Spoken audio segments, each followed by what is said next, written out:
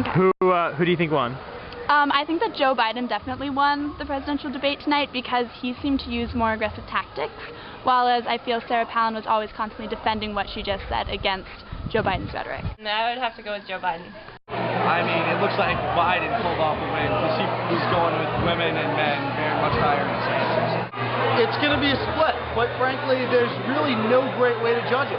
Because expectations were so low for Governor Palin, people are going to say Governor Palin did. Who won? I have no idea. I mean, Biden, of course, is super knowledgeable on all these topics, so what a surprise that it's going to be him having a lot of wins in this area. I think Biden won the debate because Palin's entire premise of the McCain-Palin administration being a great thing for America is built on the idea of being, a pair of mavericks who are going to change Washington after, 8 years of Bush completely screwing things up.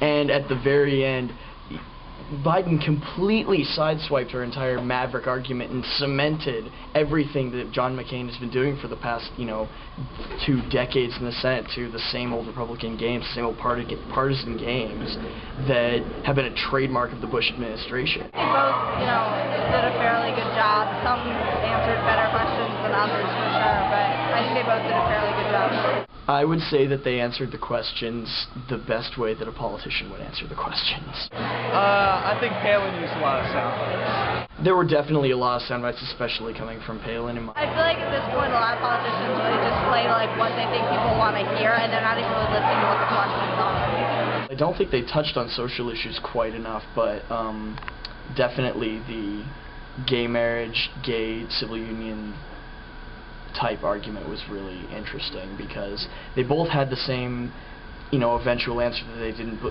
think that gay marriage should be allowed, but the way that they arrived at those conclusions is completely different. The thing with debates is that what makes a good debate is someone who's really well prepared and really has their knowledge and facts and stuff together and can present it well. It really doesn't have a lot to say about what's actually going to happen when that person gets elected. I think certainly in some areas Biden has just had a lot more preparation than Palin to begin with, but Palin also knows where she's going to get hit, so she prepares in those areas a lot more. And so what you're really looking at in debates, I feel like, is which candidate was really prepared and which candidate still hasn't figured out how to be prepared yet.